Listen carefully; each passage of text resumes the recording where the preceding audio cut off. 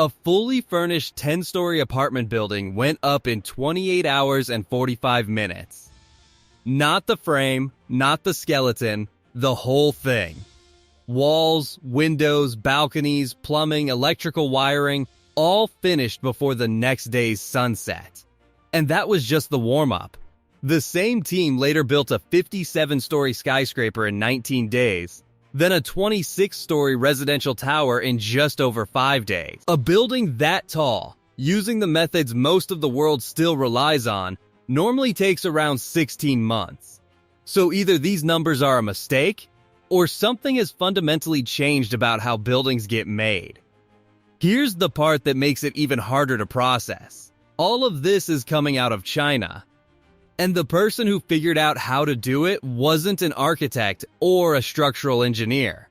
He'd never worked in construction a day in his life. He sold air conditioners. And the reason he ended up building skyscrapers traces back to one of the deadliest earthquakes in modern history. The man who asked one question, Zhang Yue, built his fortune selling central air conditioning systems across China. His company, Broad Group, became one of the largest manufacturers in that space. For decades, that was the whole story: a successful industrialist running a successful industrial business, not chasing headlines or trying to disrupt anything. Then, in 2008, an 8.0 magnitude earthquake tore through Sichuan province. Nearly 70,000 people lost their lives. Tens of thousands of concrete buildings came apart. Schools collapsed mid-morning with children inside. Hospitals folded. Apartment blocks families had lived in for years turned to rubble in under a minute. Zhang Yue watched the aftermath and couldn't let go of one observation.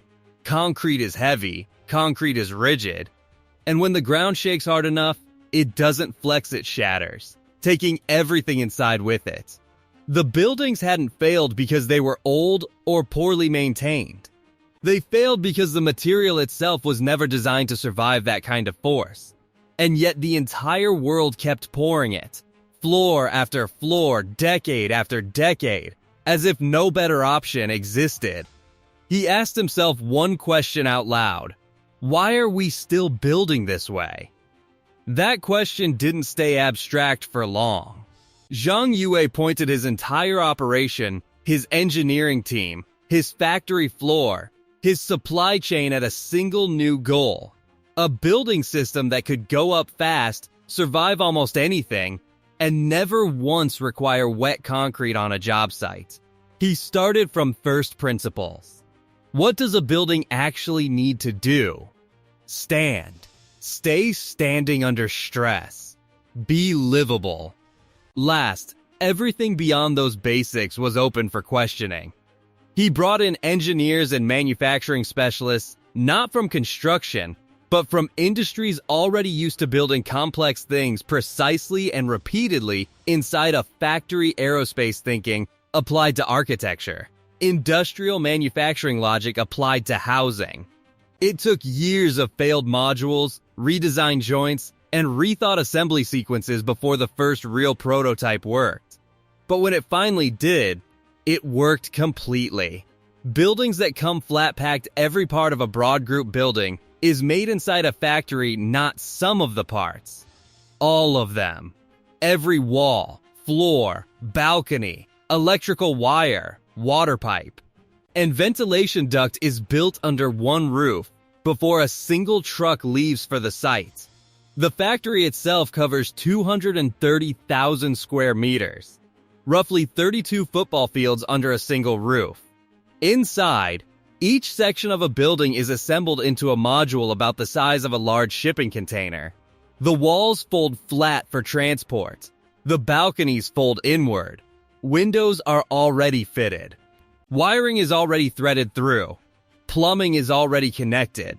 By the time a module rolls out the factory door, it's essentially a finished room. It just needs to be lifted into position and locked to its neighbors. Trucks carry the modules to the site. Cranes lift them into place with almost choreographed precision. Steel bolts lock each module to the ones around it, and the building comes together the way you'd assemble flat-pack furniture. Except the furniture is 12 stories tall, and families are going to raise their kids inside it. There's no mixing concrete on site, no waiting days for a poured slab to cure, no halting work because rain is forecast, no coordinating dozens of subcontractors showing up on different days with different materials. The site isn't really a construction zone in the traditional sense, it's an assembly zone. Think of it like cooking. Traditional construction is like preparing a 5-course meal from raw ingredients out in a field, in the wind, with 100 different people handing you things. And no two batches of ingredients ever quite the same. What Broad Group does is closer to running a professional kitchen, where every dish is prepped, measured, and tested before service. And the finished plates are simply carried to the table. Same result, completely different process, and the professional kitchen wins on speed, consistency, and quality every time. Because everything happens inside a factory, quality control works differently too. On a traditional site, mistakes get discovered after concrete has already dried or walls have already gone up, and fixing them is expensive and slow. In a factory, every module is inspected before it ever leaves. When it arrives on site, you're not hoping it fits, you're confirming that it does. Proving it at scale to prove the system could work at full pace. Broad Group set up cameras in Shansha and recorded an entire build from start to finish 3 cranes. A full crew, 1 continuous shoot. The foundation was already in place. From the first module lifted off a truck to the last bolt tightened on the top floor. The clock ran 28 hours and 45 minutes for a complete 10-story residential block. The time lapse spread across the internet within days, racking up millions of views, with engineers, architects, and developers all watching the same footage with the same expression. Half the industry said this changes everything.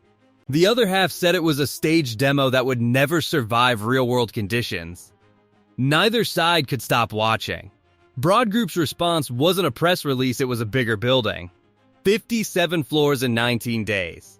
They called it Mini Sky City, a full mixed-use skyscraper standing 204 meters tall, with 800 apartments, office space for 4,000 people, and retail at the base. All modular, all factory built, all assembled on location. 1,200 workers averaged 3 complete floors every single day, with modules arriving by truck in a continuous stream and cranes cycling through lift after lift. Over 90% of the entire structure arrived from the factory already finished, already wired, already connected. Workers weren't building the building, they were positioning it, locking it together, and moving up. A conventional skyscraper at that height takes around 2 years. This one took 19 days, and in the process eliminated an estimated 15,000 truck deliveries of wet concrete, enough trucks, bumper to bumper, to stretch across an entire city. Gone, a few years later, a 26-story residential tower called Jingdu went up in just over 5 days. With roughly 100 workers on site, a crew small enough to fit on a single bus, raising a building taller than most downtown apartment blocks in less time than most people spend finishing a work week. At that point, the conversation shifted. It was no longer about whether the system works, the buildings existed, and people were living in them. The real question became something else entirely. If a building goes up this fast, can it actually hold up? Built to last 1,000 years, the steel modules Broad Group uses are 10 times lighter than conventional concrete panels, and 100 times stronger under load, not according to a marketing brochure, but independent testing from the China Academy of Building Research. Every Broad Group structure is rated to survive a magnitude 9 earthquake, among the most powerful ever recorded anywhere on the planet, with an expected structural lifespan of around 1,000 years. Most modern concrete buildings are designed to last 50 to 100 years. A steel-bolted modular building, properly maintained, can last 10 times longer than that. Part of the reason comes down to how each material handles stress. Concrete resists force rigidly, And once it exceeds what the material can hold, it cracks and keeps cracking. Steel flexes slightly before recovering, and the joints in a modular steel building can absorb movement that would fracture poured concrete entirely during an earthquake, the difference between a building that sways and one that falls. And because the structure is bolted together rather than poured and hardened, it can be taken apart at the end of its life and fully recycled. Every module can be unbolted, removed, and either reused in a new building or melted down into something else. Construction waste on a broad group site drops by more than 90% compared to a traditional build. No leftover concrete, no rebar offcuts, no formwork sitting in a skip for weeks. Just clean, recoverable steel. Chapter 5. A different way to build. And the world that isn't ready yet while Broad Group was stacking modules in Changsha? A completely different company in Shanghai was solving the same problem from another angle entirely. Winsun doesn't stack buildings, it prints them. Giant nozzles move on program tracks, laying down a mixture of recycled construction waste and fast-setting cement, wall by wall. The same basic logic as a desktop printer, except the printer is the size of a warehouse and the ink is recycled rubble. In one 24-hour run, Winsun produced 10 complete houses, each ready to move into, using 30 to 60% less material than a conventional build, with a design that can change from one house to the next just by updating a digital file.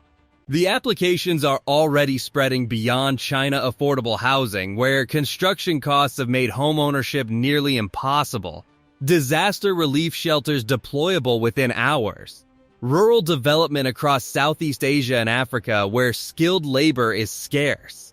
Both companies are solving the same underlying problem in different ways. Stop building by hand in the open air under unpredictable conditions, and move construction into systems that are controlled, repeatable, and automated from the start. And the pressure pushing the industry toward this shift is real. The global housing shortage sits at an estimated 100 million units and climbing. Construction costs are rising everywhere, the skilled labor pool is shrinking, and the global modular construction market, already around $95 billion in 2025, is projected to pass $175 billion by 2034. Singapore has made modular methods mandatory for public housing. The UK has committed billions to off-site construction. Japan and South Korea are scaling factory-built systems across entire sectors.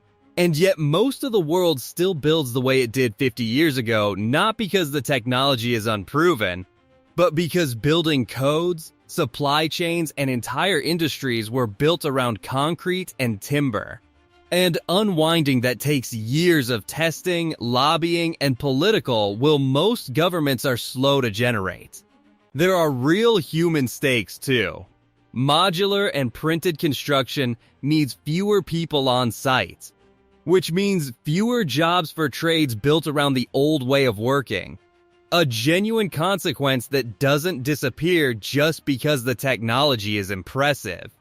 Meanwhile, China puts up a 26-story tower in 5 days, while a mid-rise apartment block in London or New York takes 3 years from permit to handover. Same planet, same decade, completely different centuries.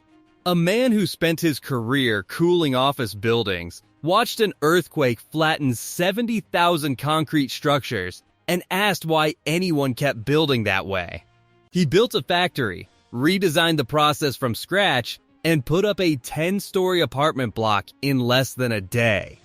Someone else pointed a giant printer at a pile of recycled rubble and produced 10 houses in 24 hours.